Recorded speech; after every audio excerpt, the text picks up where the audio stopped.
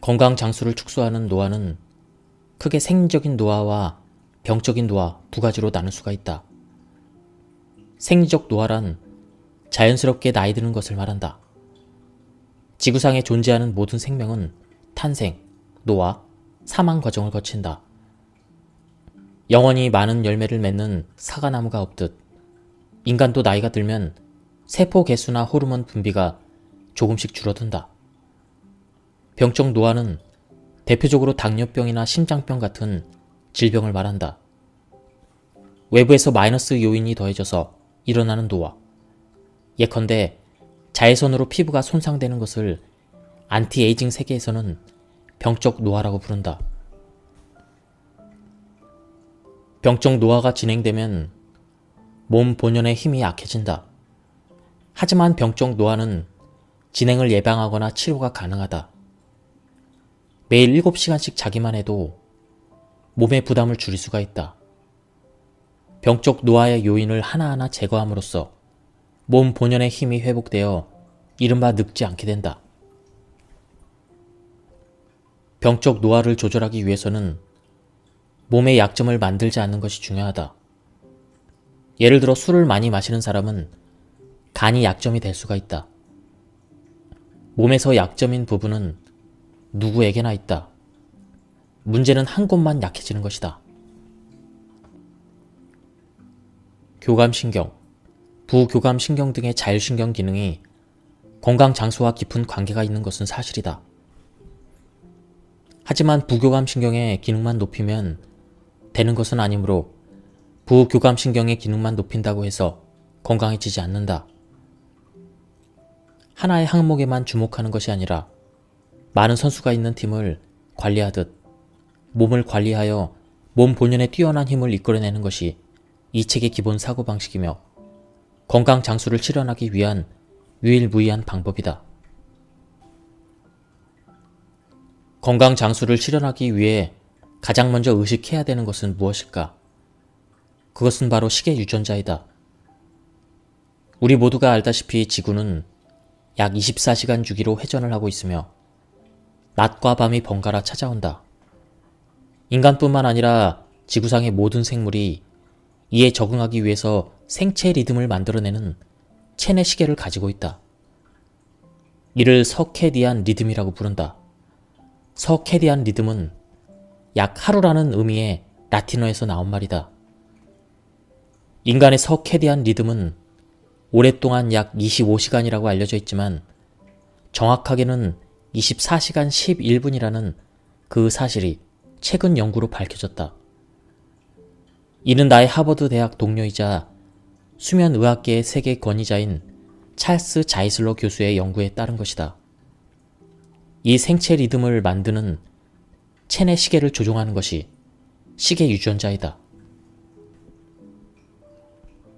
오케스트라로 비유하자면 뇌 식교차 상핵에는 지휘자에 해당하는 모시계, 즉 주시계 유전자가 있고 전신의 모든 세포에는 연주자인 자시계, 즉 말초시계 유전자가 있다는 뜻이다. 이 두 시계가 연동해서 체내시계를 움직이고 있다. 체내시계를 이런 구조로 상상하면 이해하기가 쉬울 것이다. 인간의 서케디안 리듬은 하루 24시간 11분이다.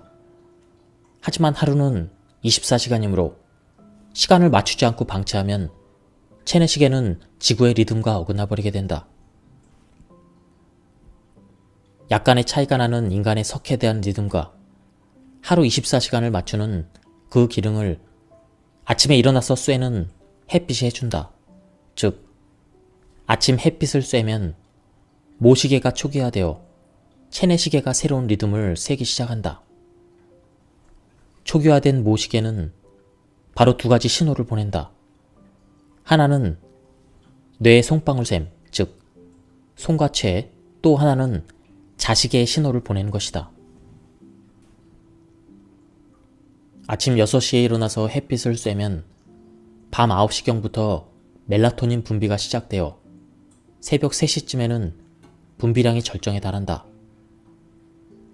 이후 아침이 될 때까지 조금씩 줄어들고 기상 후에 아침 햇살을 받으면 모시개가 다시 신호를 보낸다.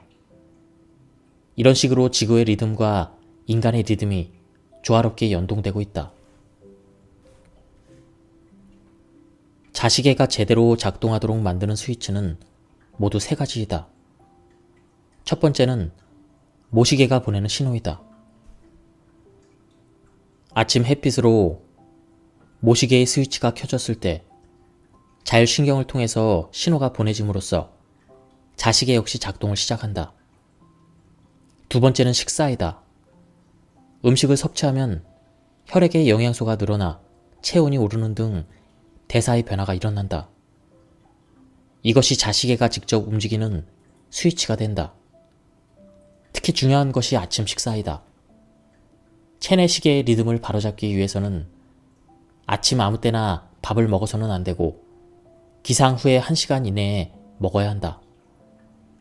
세 번째는 운동이다.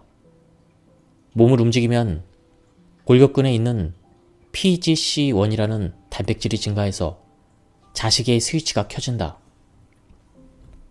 스포츠와 같은 운동이 아니더라도 양치질이나 세수 같은 매일 아침 습관적으로 하는 일상 동작도 스위치가 되어 자시계를 조종해준다.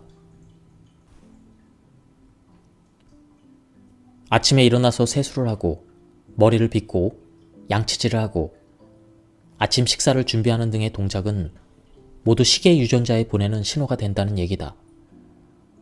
그러므로 매일 최대한 같은 시간에 같은 행동을 하면 체내 시계의 리듬을 바로잡기가 쉽다. 이런 외적인 자극 중에 시계 유전자의 직접적인 스위치가 되는 것은 운동이다. 몸을 움직이면 골격근에 있는 PGC1이라는 단백질이 증가하여 자시계의 스위치가 켜진다. 시계 유전자와 장수 유전자가 건강 장수의 열쇠를 쥐고 있다는 설명을 했다. 시계 유전자와 장수 유전자는 큰 연관이 있다는 사실이 최근에 밝혀지기 시작했다. 그렇다면 장수 유전자에 대한 설명을 간단하게 하겠습니다. 1. 활성산소의 방출을 줄인다. 활성산소는 노화의 원흉이라는 말을 들어봤을 것이다. 활성산소는 세포나 유전자를 손상시키고 신체를 산화시켜 노화를 부른다. 예컨대 활성산소로 혈관세포가 손상되면 동맥경화가 일어나고 활성산소가 피부세포에 영향을 미치면 잡티나 주름이 생기며 유전자가 손상되어 세포가 다른 세포로 변형하면 암이 발병한다. 활성산소는 미토콘드리아 공장도 공격한다. 나이가 들어 미토콘드리아 공장이 노후해지면 활성산소의 방출량이 늘어서 공장 주변 세포에도 악영향을 미치게 된다. 그야말로 악순환이다. 장수 유전자는 그런 미토콘드리아 공장의 위기를 구해준다. 장수 유전자를 작동하면 발생하는 시르투인 단백이 에너지 통화를 효율적으로 생산할 수 있도록 도와주기 때문이다. 그 결과 미토콘드리아 공장은 풀 가동하지 않아도 되어 활성산소의 방출량이 억제된다. 하버드 대학의 내 연구실에는 최근 장수 유전자가 작동하면 낡은 공장이 개선될 뿐 아니라 새로운 미토콘드리아 공장이 늘어난다는 사실을 알아냈다. 이는 장수 유전자가 작동하면 효율적으로 가동하는 공장 비율이 늘어서 활성산소의 방출을 억제할 수 있음을 나타낸다. 또한 장수 유전자는 인슐린의 과다 분비를 억제한다. 최근 연구에서는 장수 유전자를 늘린 생쥐는 적은 인슐린으로도 혈당치가 내려간다는 사실이 드러났다. 이는 장수 유전자가 작동하면 인슐린의 효과가 커지기 때문인 것으로 추측된다.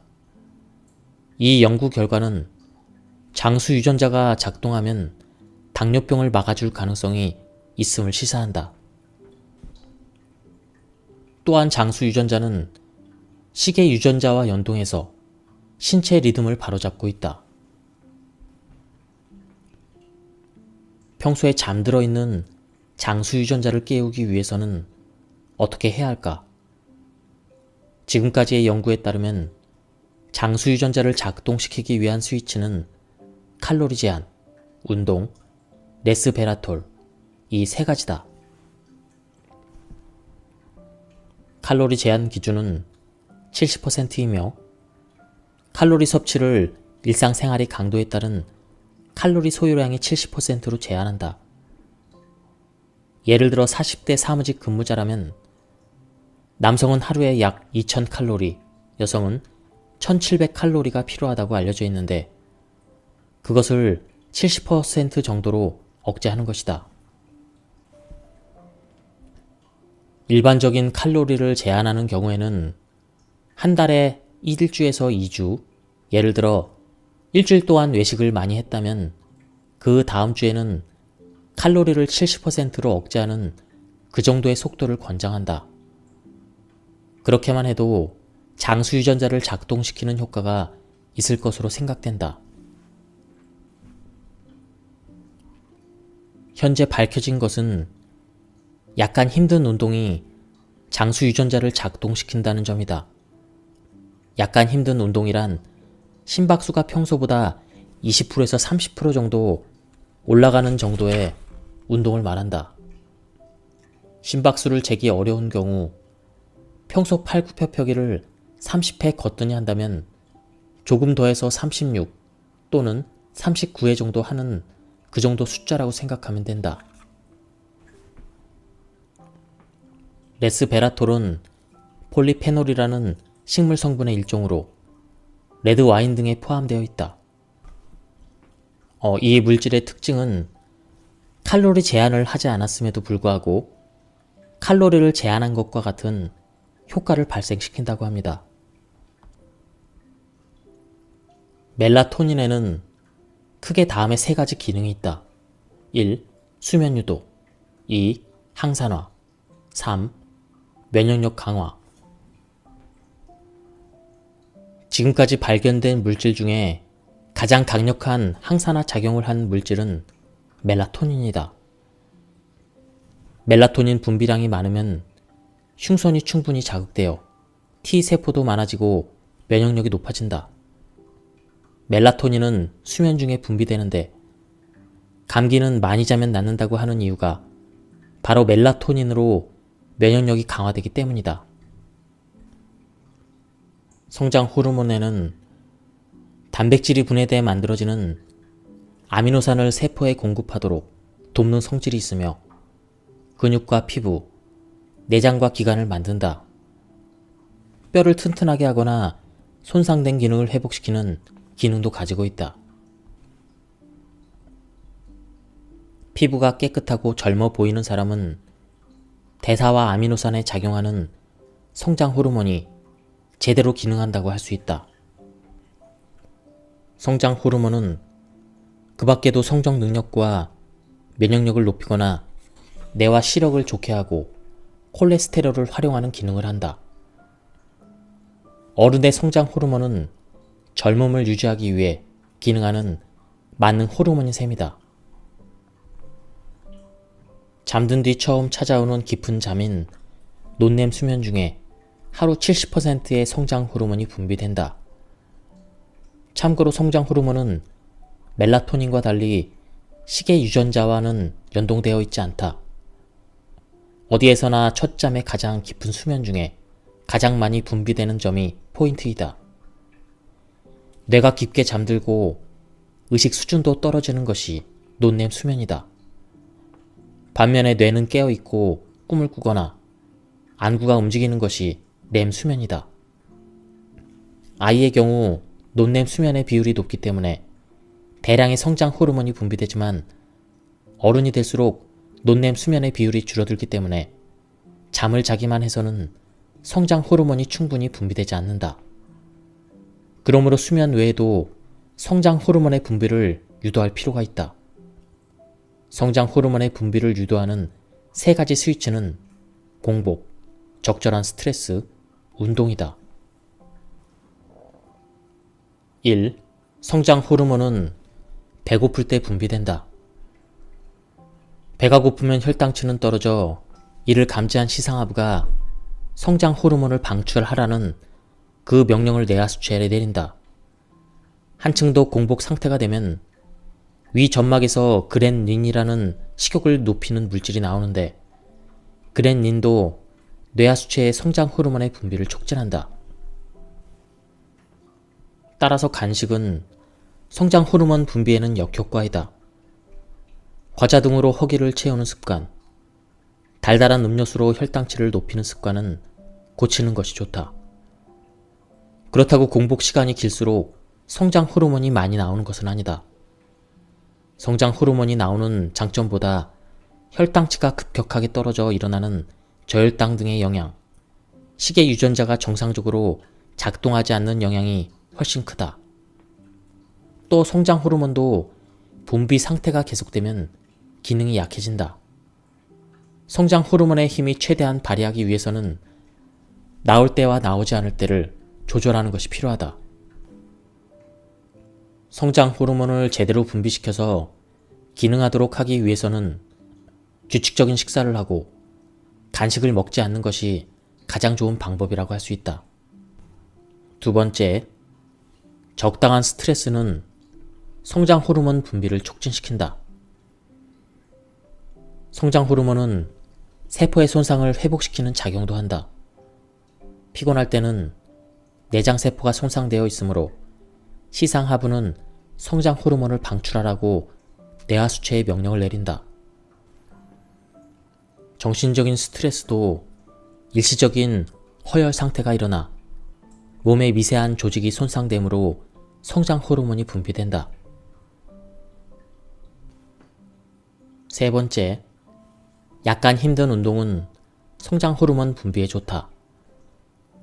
성장 호르몬으로 근육을 눌리되 활성산소의 영향을 피하기 위해서는 약간 힘든 정도의 무산소 운동과 유산소 운동의 조합이 효과적이다.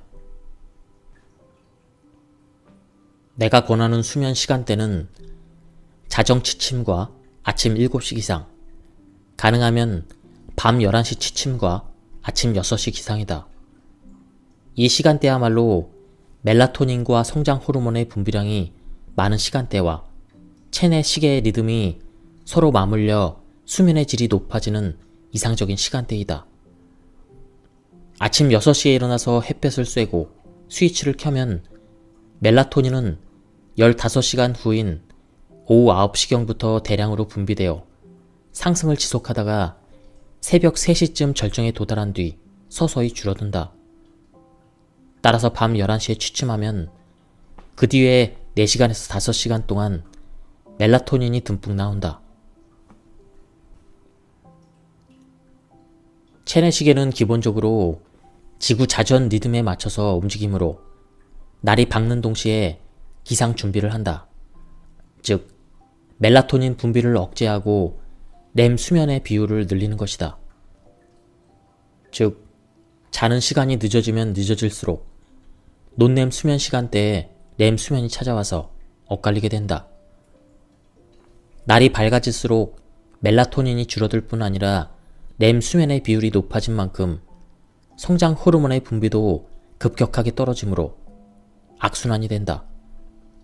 수면의 시간은 같아도 자는 시간이 늦어지면 늦어질수록 안티에이징 호르몬의 기능은 떨어지는 것이다. 잠은 매일 자는 것으로 그 축적은 매우 크다.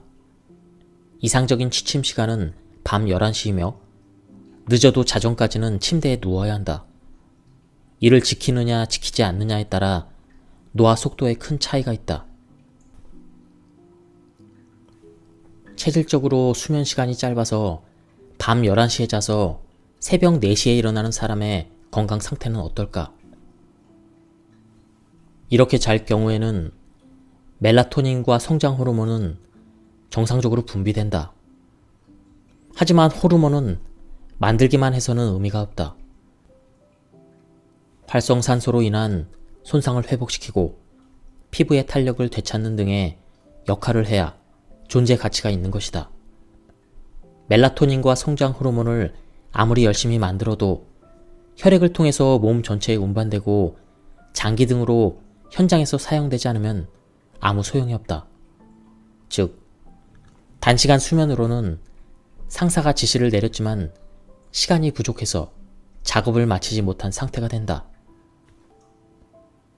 수면 중에 기능하는 것은 멜라토닌이나 성장 호르몬뿐만 아니다. 수많은 호르몬이 각각의 역할을 하고 있다. 예를 들어 새벽부터 아침에 걸쳐서 분비되는 코르티솔이라는 호르몬은 지방과 당분을 분해하여 수면 중에 사용할 에너지로 바꾼다. 따라서 코르티솔이 사용되는 시간에 일어나 버리면 지방과 당분이 그대로 축적되어 살이 찌게 된다.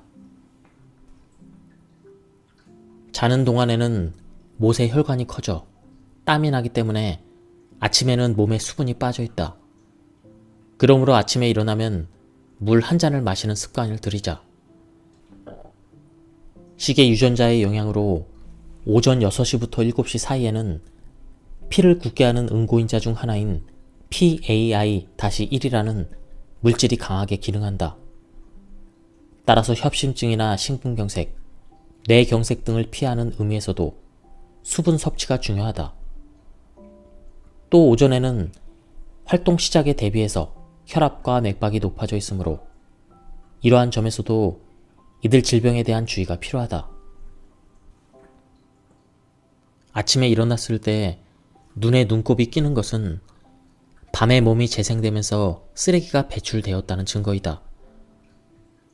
아침에는 몸 전체가 배설 모드로 되어 있다. 샤워나 림프 마사지를 하면 순환을 돕게 돼서 노폐물을 보다 효과적으로 배출할 수 있게 된다. 아침에 뜨거운 물로 샤워를 하면 교감신경을 높이는 효과가 있으며 혈액순환도 좋아진다. 마사지를 하면 땀과 림프의 흐름이 좋아져서 더욱 효과적이다. 시간적으로 여유가 있거나 미용에 신경 쓰는 사람은 꼭 시도해 보길 바란다. 체내 시계에는 24시간 11분이라는 석회대한 리듬이 있다. 이 리듬은 시계 유전자로 조종되어 오후 1시나 2시경에 체온이 떨어져 자연스럽게 졸음이 오도록 짜여져 있다. 그런 점에서 유럽의 낮잠 시간은 합리적이라고 할 수 있다. 이 시간대에 졸음이 오면 억지로 참으면서 일하거나 공부하지 말고 하나의 생리적인 현상으로 받아들이자. 졸음을 억지로 참는 것보다 몸의 메커니즘이라고 생각하고 쉬는 것이 훨씬 효율적이다. 5분에서 15분 낮잠을 자기만 해도 머리는 맑아진다. 단 30분 이상 낮잠을 자면 논냄 수면까지는 아니더라도 잠이 깊어지기 때문에 시계 유전자가 틀어질 가능성이 있다. 알람을 사용하면 오래 자게 되는 것을 막을 수가 있다. 낮잠을 잘 수 없는 환경이라면 가능한 한 단순한 업무, 뇌가 그다지 각성되지 않아도 할 수 있는 작업을 선택하자. 아침 6시부터 오후 3시까지는 지방의 합성을 촉진하는 시계 유전자 BAL1이 적기 때문에 단 것을 먹어도 살이 잘 찌지 않는 시간대이니 꼭 기억해두자. 견과류 등 당질이 적고 각종 비타민이나 양질의 지방을 섭취할 수 있는 간식을 먹는 방법도 있다. 건강 음료나 스포츠 음료도 주의가 필요하다.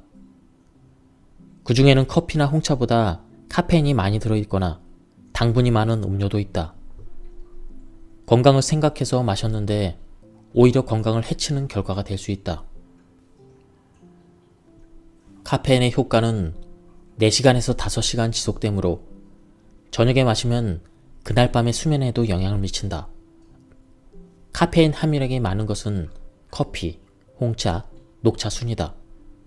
쉽게 잠들지 못하거나 잠을 설치는 사람은 허브티로 기분 전환을 하는 것도 하나의 방법이다. 오후 6시가 어렵다면 오후 8시나 늦어도 오후 9시에는 저녁 식사를 마치는 것이 이상적이다. 밤에는 시계 유전자의 기능으로 몸의 지방을 저축하는 모드가 되기 때문에 저녁 식사 시간이 늦어질수록 건강과 젊음과는 거리가 멀어지게 된다. 또 밤늦게 밥을 먹으면 아침까지 완전히 소화가 되지 않아 아침밥을 먹지 못하게 된다. 이는 식의 유전자를 교란시키는 큰 요인이 되기도 한다. 하루의 총 섭취 칼로리 중 저녁 식사가 80%를 차지하면 콜레스테롤 양과 체중이 늘어 식의 유전자가 틀어진다는 데이터가 있다. 되도록 일찍 밥을 먹고 저칼로리 음식을 70에서 80%만 먹는다는 사실을 늘 의식해야 한다. 가벼운 저녁 식사로 기억해야 될 점은 잘 씹어 먹는 것이다. 한 번 먹을 때마다 30번 이상 천천히 씹어 먹으면 만복 중추가 자극되어 칼로리 과다 섭취를 방지할 수가 있다. 또 앞에서 설명했듯 먹을 때는 채소, 단백질, 탄수화물 순서로 먹는 것이 기본이다. 밤 11시에서 12시에는 자율신경의 움직임으로 위액 분비가 높아지기 때문에 체증이나 유성 식도염이 일어나기가 쉽다. 일반적으로 위궤양이 생기기 쉬운 시간이기도 하다. 아파서 잠을 자지 못하면 수면 중에 몸 관리를 하지 못해 위 상태가 악화되므로 해당되는 사람은 의사와 상담해서 진통제나 치료제를 복용하는 등 대책을 취하기 바란다. 교감신경의 지배를 받는 과립구는 상처나 세균이 침입할 위험에 대비해서 낮 동안에 대량 분비되고, 부교감신경의 지배를 받는 림프구는 감기나 독감 등의 바이러스나 암세포와 싸우기 위해서 밤에 더 활성화된다.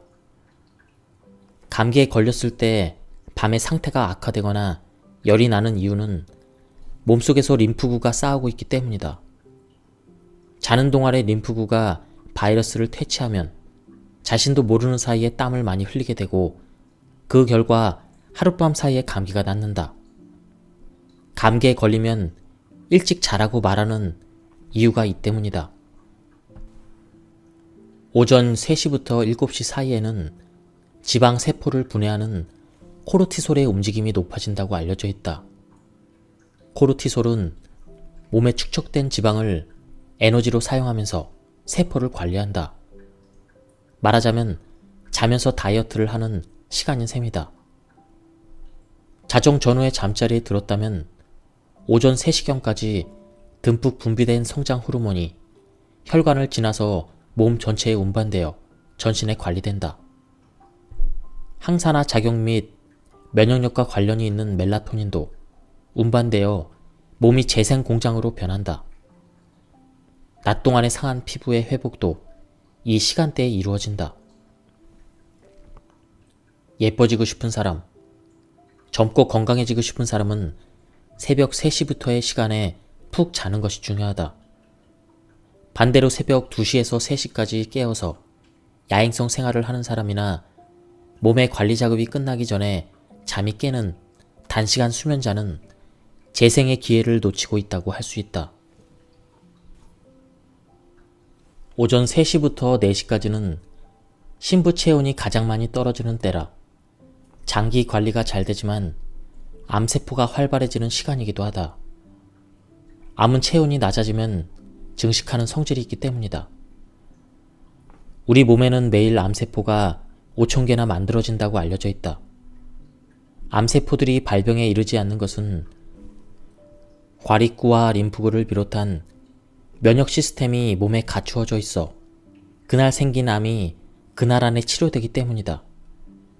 이는 수면 중에 몸 재생 관리가 잘 이루어지지 않으면 암 발병 위험이 높아진다는 것을 의미한다.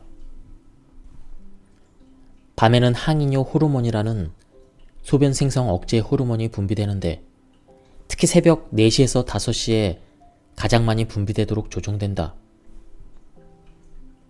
수면이 얕아질 무렵에 화장실에 가고 싶어지면 몸 관리가 끝나기도 전에 잠에서 깨기 때문이다.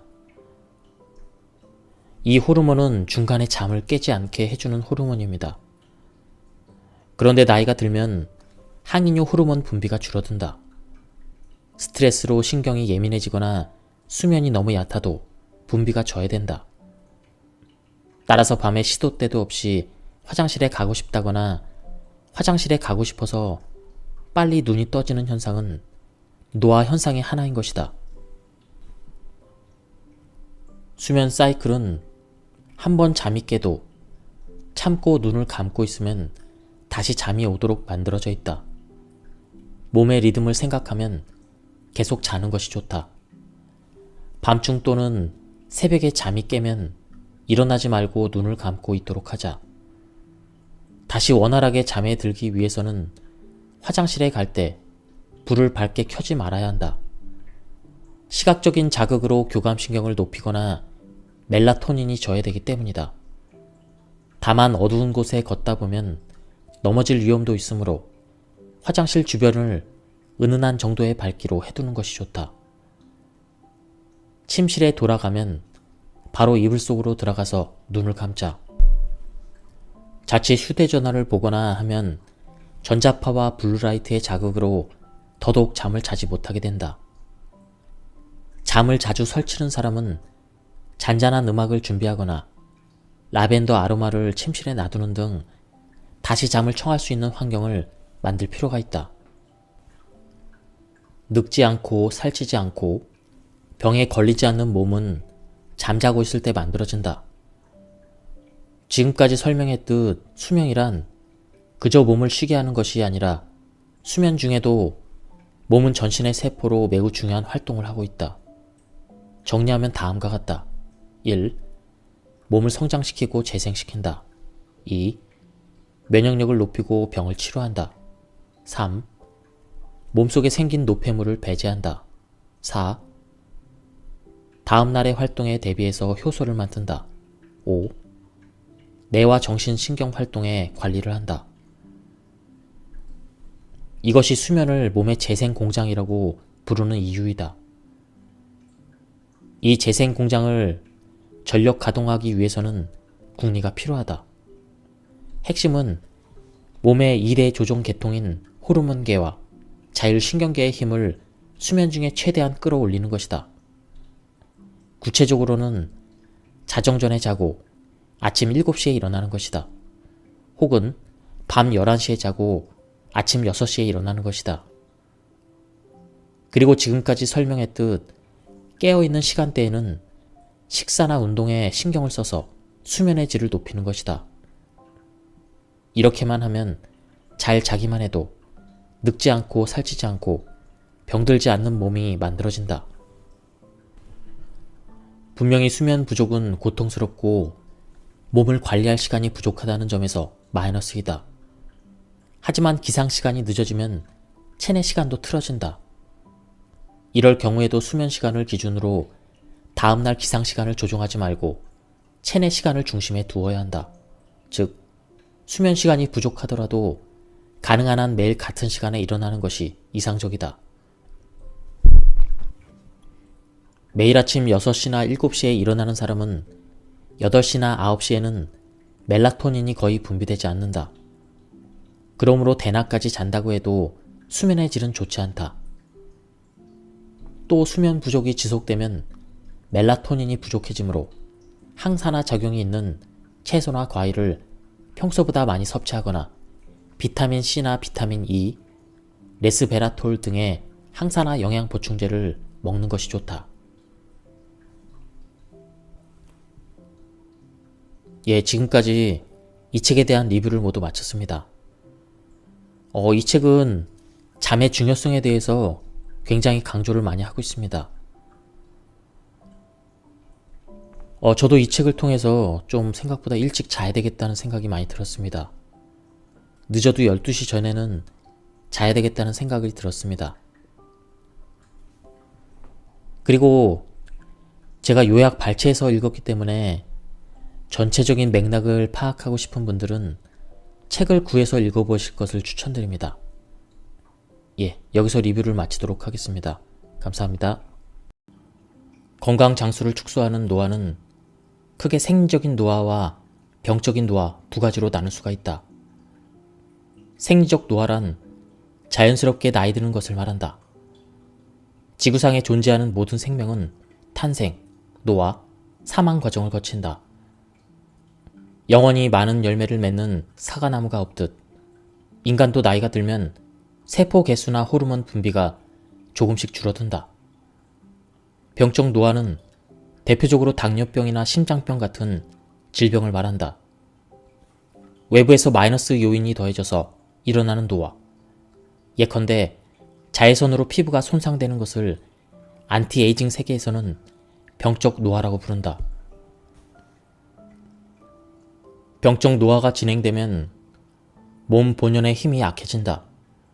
하지만 병적 노화는 진행을 예방하거나 치료가 가능하다. 매일 7시간씩 자기만 해도 몸의 부담을 줄일 수가 있다. 병적 노화의 요인을 하나하나 제거함으로써 몸 본연의 힘이 회복되어 이른바 늙지 않게 된다.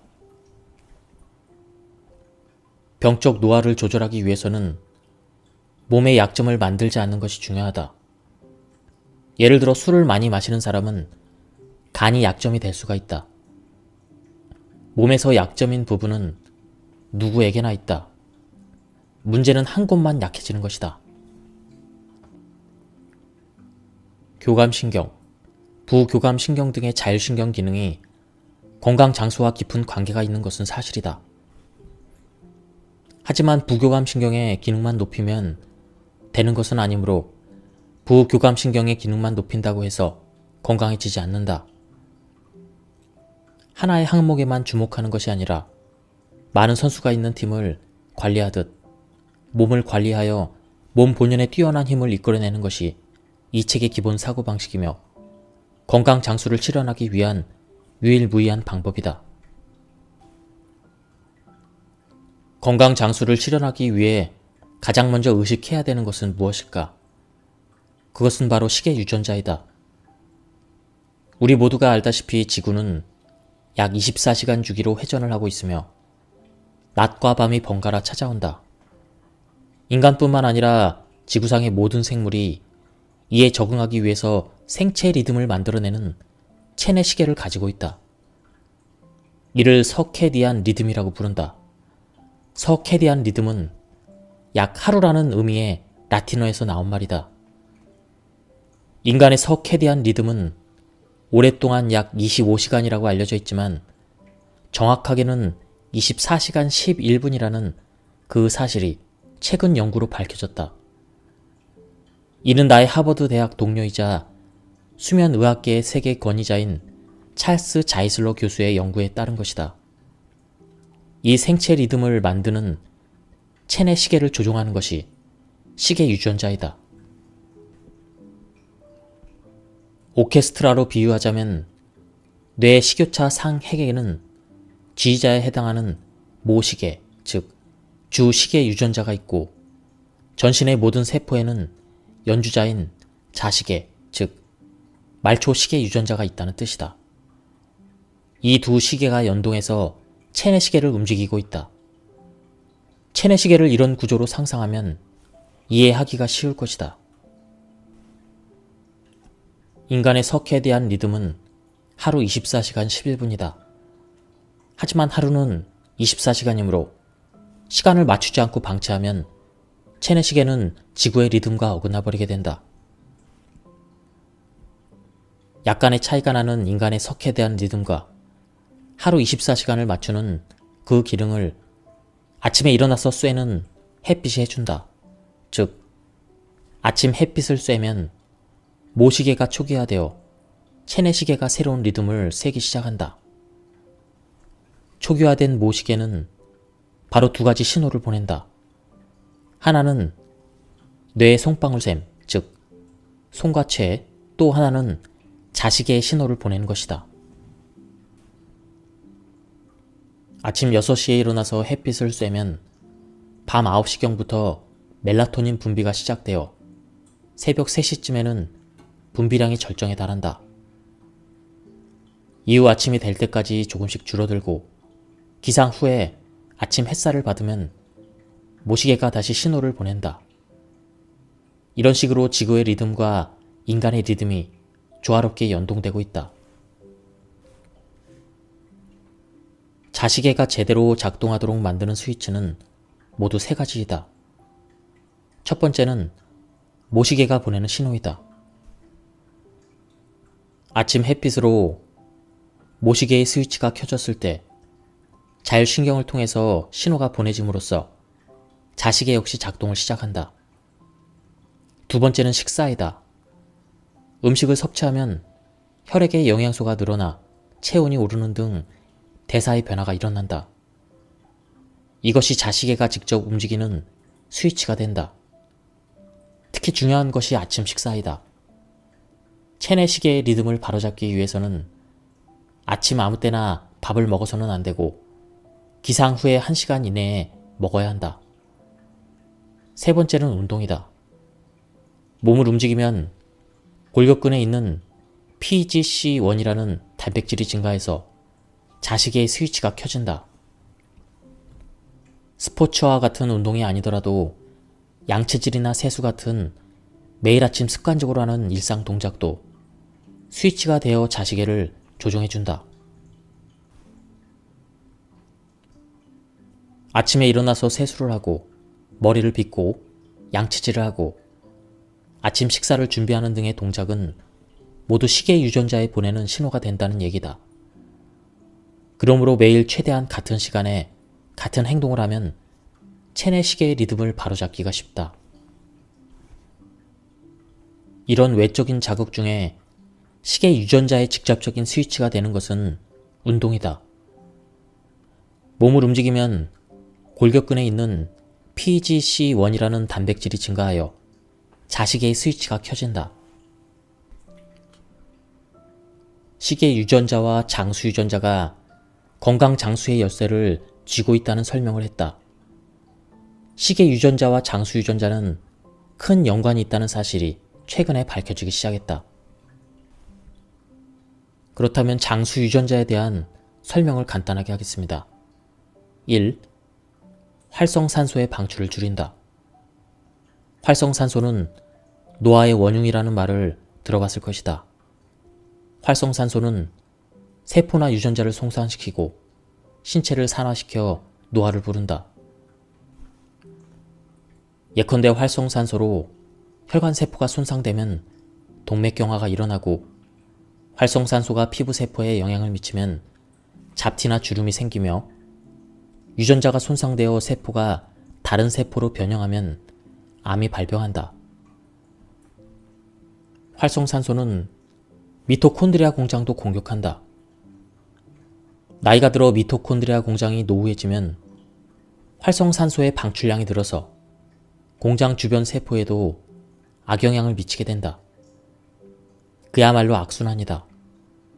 장수 유전자는 그런 미토콘드리아 공장의 위기를 구해준다. 장수 유전자를 작동하면 발생하는 시루트인 단백이 에너지 통화를 효율적으로 생산할 수 있도록 도와주기 때문이다. 그 결과 미토콘드리아 공장은 풀 가동하지 않아도 되어 활성산소의 방출량이 억제된다. 하버드 대학의 내 연구실에는 최근 장수 유전자가 작동하면 낡은 공장이 개선될 뿐 아니라 새로운 미토콘드리아 공장이 늘어난다는 사실을 알아냈다. 이는 장수 유전자가 작동하면 효율적으로 가동하는 공장 비율이 늘어서 활성산소의 방출을 억제할 수 있음을 나타낸다. 또한 장수 유전자는 인슐린의 과다 분비를 억제한다. 최근 연구에서는 장수 유전자를 늘린 생쥐는 적은 인슐린으로도 혈당치가 내려간다는 사실이 드러났다. 이는 장수 유전자가 작동하면 인슐린의 효과가 커지기 때문인 것으로 추측된다. 이 연구 결과는 장수 유전자가 작동하면 당뇨병을 막아줄 가능성이 있음을 시사한다. 또한 장수 유전자는 시계 유전자와 연동해서 신체 리듬을 바로잡고 있다. 평소에 잠들어 있는 장수 유전자를 깨우기 위해서는 어떻게 해야 할까? 지금까지의 연구에 따르면 장수 유전자를 작동시키기 위한 스위치는 칼로리 제한, 운동, 레스베라톨 이 세 가지다. 칼로리 제한 기준은 70%이며 칼로리 섭취를 일상생활의 강도에 따른 칼로리 소요량의 70%로 제한한다. 예를 들어 40대 사무직 근무자라면 남성은 하루에 약 2000칼로리, 여성은 1700칼로리가 필요하다고 알려져 있는데 그것을 70% 정도로 억제하는 것이다. 일반적인 칼로리를 제한하는 경우에는 한 달에 1주에서 2주, 예를 들어 일주일 동안 외식을 많이 했다면 그 다음 주에는 칼로리를 70%로 억제하는 그 정도의 속도를 권장한다. 그렇게만 해도 장수 유전자를 작동시키는 효과가 있을 것으로 생각된다. 현재 밝혀진 것은 약간 힘든 운동이 장수 유전자를 작동시킨다는 점이다. 약간 힘든 운동이란 심박수가 평소보다 20%에서 30% 정도 올라가는 정도의 운동을 말한다. 심박수를 재기 어려운 경우 평소 팔굽혀펴기를 30회 거뜬히 한다면 조금 더해서 36 또는 39회 정도 하는 그 정도 숫자라고 생각하면 된다.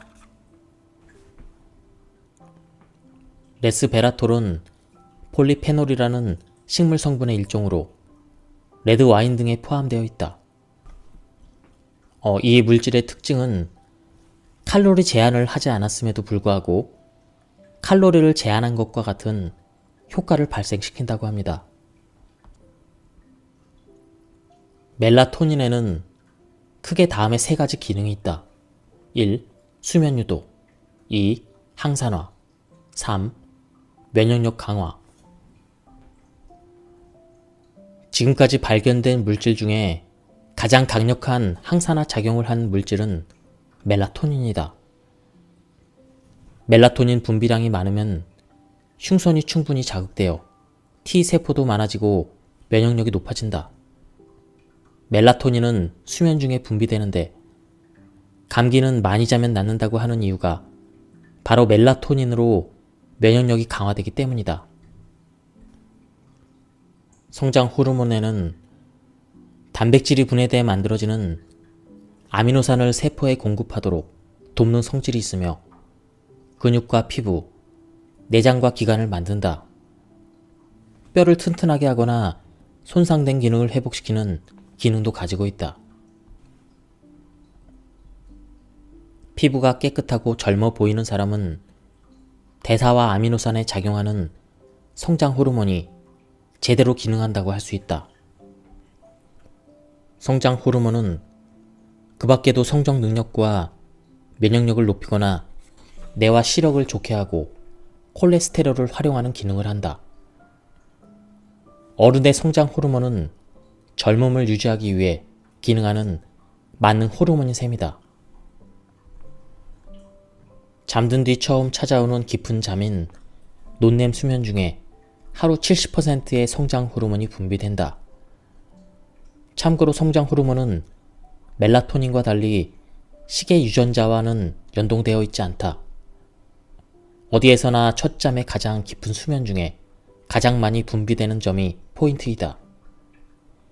뇌가 깊게 잠들고 의식 수준도 떨어지는 것이 논렘 수면이다. 반면에 뇌는 깨어있고 꿈을 꾸거나 안구가 움직이는 것이 렘 수면이다. 아이의 경우 논렘 수면의 비율이 높기 때문에 대량의 성장 호르몬이 분비되지만 어른이 될수록 논렘 수면의 비율이 줄어들기 때문에 잠을 자기만 해서는 성장 호르몬이 충분히 분비되지 않는다. 그러므로 수면 외에도 성장 호르몬의 분비를 유도할 필요가 있다. 성장 호르몬의 분비를 유도하는 세 가지 스위치는 공복, 적절한 스트레스, 운동이다. 1. 성장 호르몬은 배고플 때 분비된다. 배가 고프면 혈당치는 떨어져 이를 감지한 시상하부가 성장 호르몬을 방출하라는 그 명령을 뇌하수체에 내린다. 한층 더 공복 상태가 되면 위 점막에서 그랜린이라는 식욕을 높이는 물질이 나오는데 그랜린도 뇌하수체의 성장 호르몬의 분비를 촉진한다. 따라서 간식은 성장 호르몬 분비에는 역효과이다. 과자 등으로 허기를 채우는 습관, 달달한 음료수로 혈당치를 높이는 습관은 고치는 것이 좋다. 그렇다고 공복 시간이 길수록 성장 호르몬이 많이 나오는 것은 아니다. 성장 호르몬이 나오는 장점보다 혈당치가 급격하게 떨어져 일어나는 저혈당 등의 영향, 식의 유전자가 정상적으로 작동하지 않는 영향이 훨씬 크다. 또 성장 호르몬도 분비 상태가 계속되면 기능이 약해진다. 성장 호르몬의 힘이 최대한 발휘하기 위해서는 나올 때와 나오지 않을 때를 조절하는 것이 필요하다. 성장 호르몬을 제대로 분비시켜서 기능하도록 하기 위해서는 규칙적인 식사를 하고 간식을 먹지 않는 것이 가장 좋은 방법이라고 할 수 있다. 두 번째, 적당한 스트레스는 성장 호르몬 분비를 촉진시킨다. 성장 호르몬은 세포의 손상을 회복시키는 작용도 한다.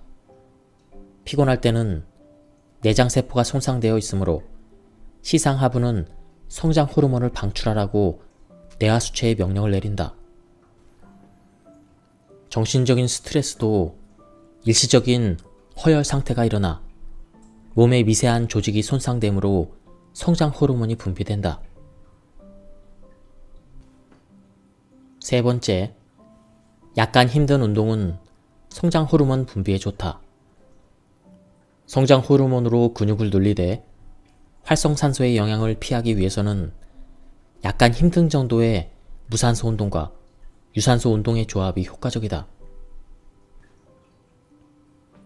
내가 권하는 수면 시간대는 자정 취침과 아침 7시 기상, 가능하면 밤 11시 취침과 아침 6시 기상이다. 이 시간대야말로 멜라토닌과 성장 호르몬의 분비량이 많은 시간대와 체내 시계의 리듬이 서로 맞물려 수면의 질이 높아지는 이상적인 시간대이다.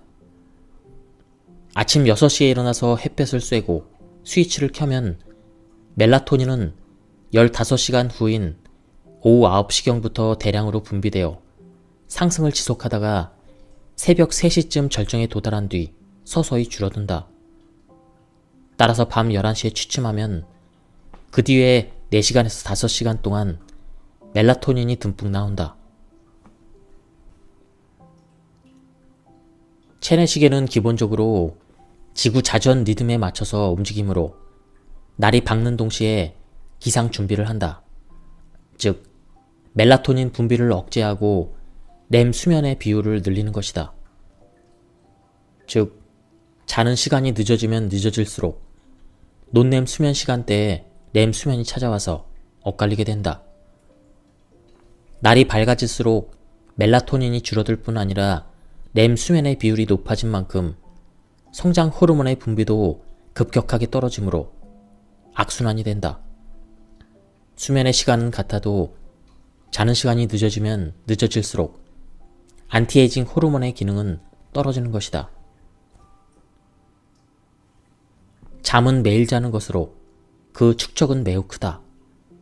이상적인 취침 시간은 밤 11시이며 늦어도 자정까지는 침대에 누워야 한다.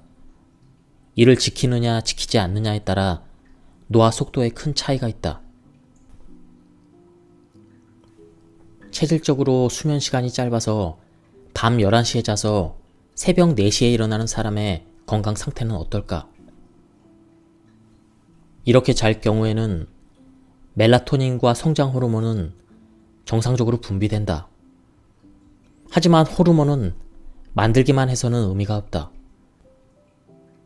활성산소로 인한 손상을 회복시키고 피부의 탄력을 되찾는 등의 역할을 해야 존재 가치가 있는 것이다.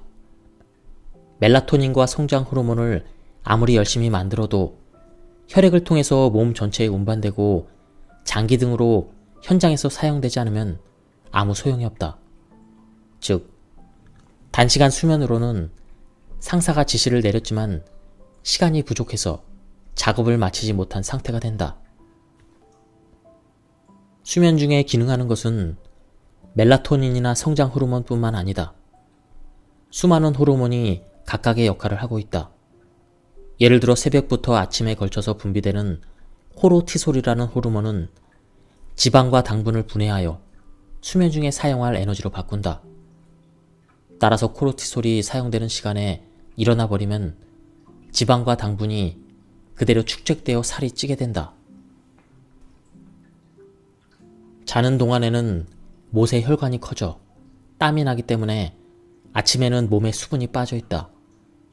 그러므로 아침에 일어나면 물 한 잔을 마시는 습관을 들이자. 시계 유전자의 영향으로 오전 6시부터 7시 사이에는 피를 굳게 하는 응고인자 중 하나인 PAI-1이라는 물질이 강하게 기능한다. 따라서 협심증이나 심근경색, 뇌경색 등을 피하는 의미에서도 수분 섭취가 중요하다. 또 오전에는 활동 시작에 대비해서 혈압과 맥박이 높아져 있으므로 이러한 점에서도 이들 질병에 대한 주의가 필요하다. 아침에 일어났을 때 눈에 눈곱이 끼는 것은 밤에 몸이 재생되면서 쓰레기가 배출되었다는 증거이다. 아침에는 몸 전체가 배설 모드로 되어 있다. 샤워나 림프 마사지를 하면 순환을 돕게 돼서 노폐물을 보다 효과적으로 배출할 수 있게 된다. 아침에 뜨거운 물로 샤워를 하면 교감신경을 높이는 효과가 있으며 혈액순환도 좋아진다. 마사지를 하면 땀과 림프의 흐름이 좋아져서 더욱 효과적이다. 시간적으로 여유가 있거나 미용에 신경 쓰는 사람은 꼭 시도해 보길 바란다. 체내 시계에는 24시간 11분이라는 석회대한 리듬이 있다. 이 리듬은 시계 유전자로 조종되어 오후 1시나 2시경에 체온이 떨어져 자연스럽게 졸음이 오도록 짜여져 있다. 그런 점에서 유럽의 낮잠 시간은 합리적이라고 할 수 있다. 이 시간대에 졸음이 오면 억지로 참으면서 일하거나 공부하지 말고 하나의 생리적인 현상으로 받아들이자. 졸음을 억지로 참는 것보다 몸의 메커니즘이라고 생각하고 쉬는 것이 훨씬 효율적이다. 5분에서 15분 낮잠을 자기만 해도 머리는 맑아진다. 단 30분 이상 낮잠을 자면 논냄 수면까지는 아니더라도 잠이 깊어지기 때문에 시계 유전자가 틀어질 가능성이 있다. 알람을 사용하면 오래 자게 되는 것을 막을 수가 있다. 낮잠을 잘 수 없는 환경이라면 가능한 한 단순한 업무, 뇌가 그다지 각성되지 않아도 할 수 있는 작업을 선택하자. 아침 6시부터 오후 3시까지는 지방의 합성을 촉진하는 시계 유전자 BAL1이 적기 때문에 단 것을 먹어도 살이 잘 찌지 않는 시간대이니 꼭 기억해두자. 견과류 등 당질이 적고 각종 비타민이나 양질의 지방을 섭취할 수 있는 간식을 먹는 방법도 있다. 건강 음료나 스포츠 음료도 주의가 필요하다. 그 중에는 커피나 홍차보다 카페인이 많이 들어있거나 당분이 많은 음료도 있다. 건강을 생각해서 마셨는데 오히려 건강을 해치는 결과가 될 수 있다. 카페인의 효과는 4시간에서 5시간 지속되므로 저녁에 마시면 그날 밤의 수면에도 영향을 미친다. 카페인 함유량이 많은 것은 커피, 홍차, 녹차 순이다.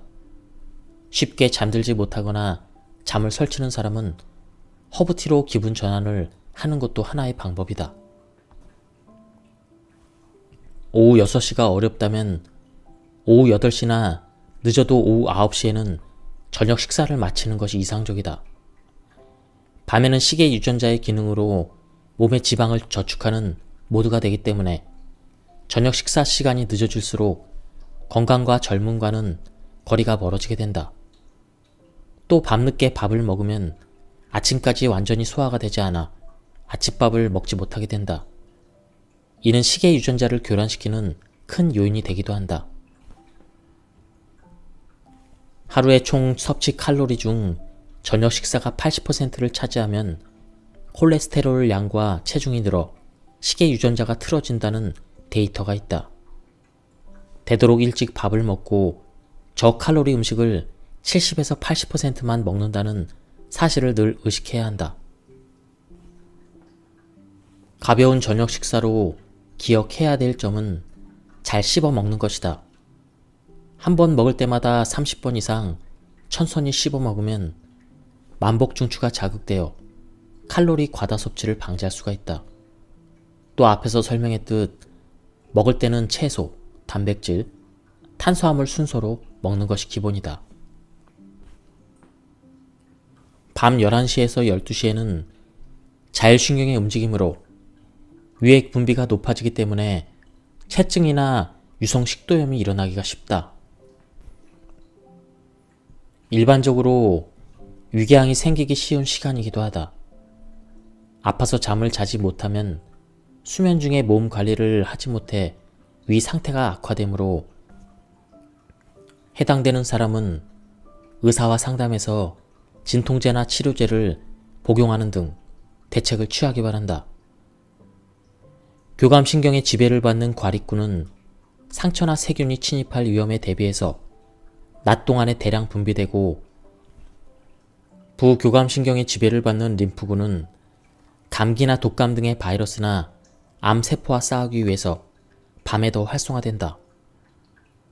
감기에 걸렸을 때 밤에 상태가 악화되거나 열이 나는 이유는 몸속에서 림프구가 싸우고 있기 때문이다.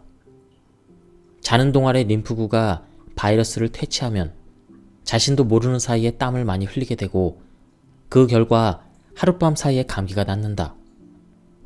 감기에 걸리면 일찍 자라고 말하는 이유가 이 때문이다. 오전 3시부터 7시 사이에는 지방 세포를 분해하는 코르티솔의 움직임이 높아진다고 알려져 있다. 코르티솔은 몸에 축적된 지방을 에너지로 사용하면서 세포를 관리한다. 말하자면 자면서 다이어트를 하는 시간인 셈이다. 자정 전후에 잠자리에 들었다면 오전 3시경까지 듬뿍 분비된 성장 호르몬이 혈관을 지나서 몸 전체에 운반되어 전신에 관리된다. 항산화 작용 및 면역력과 관련이 있는 멜라토닌도 운반되어 몸이 재생 공장으로 변한다. 낮 동안에 상한 피부의 회복도 이 시간대에 이루어진다. 예뻐지고 싶은 사람, 젊고 건강해지고 싶은 사람은 새벽 3시부터의 시간에 푹 자는 것이 중요하다.